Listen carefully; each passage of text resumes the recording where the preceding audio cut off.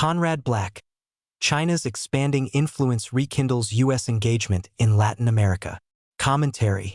Venezuela has followed a sharply sloping descent from being the most prosperous country in Latin America 50 years ago, based on its ample oil resources, to a catastrophic condition today. With the election of Marxist Hugo Chavez in 1999 and the succession of Nicolas Maduro as president in 2013 after Chavez's death, approximately 20% of the population of Venezuela has fled the country and its GDP has declined by about 70%. It is by many yardsticks the most chronically underperforming country in the world.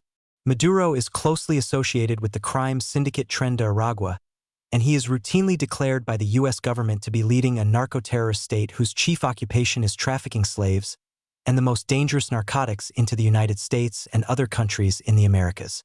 The American contention is that Maduro's conduct has been unconstitutional and he has no basis in popular support, and he is not in fact the legitimate head of the Venezuelan state.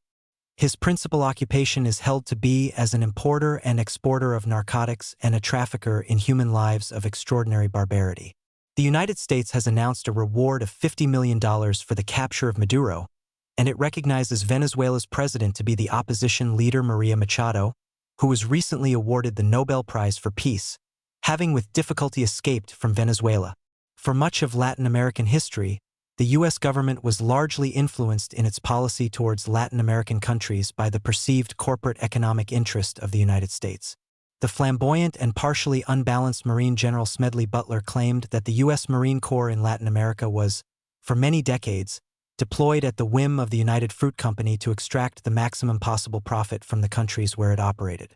There was some truth in this, and a number of Latin American leftist politicians, particularly Juan Perón in Argentina and Victoriano Huerta, Pancho Villa, and to some extent Plutarco Elias Calles in Mexico, opposed the United States with socialistic measures, including nationalization of foreign economic assets.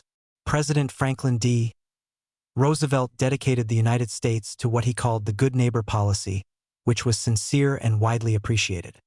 He took a relatively relaxed view of Mexican nationalization of the oil industry, mainly from Americans, provided a modest compensation was paid, and relations between the United States and Latin America were reasonably composed in the early post-war years, especially after Perón was overthrown as president of Argentina in 1955.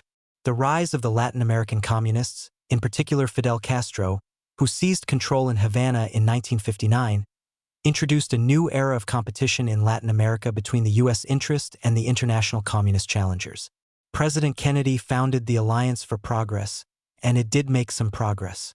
Castro's celebrated sidekick, Che Guevara, was killed by Bolivian authorities while attempting to promote land reform in 1967, and the dapper communist Salvador Allende was accused by Congress and the Supreme Court of Chile of radically violating the Constitution, and died in the coup conducted by the commander of the Chilean army, General Augusto Pinochet, who stepped down as president of Chile after 17 years in 1990.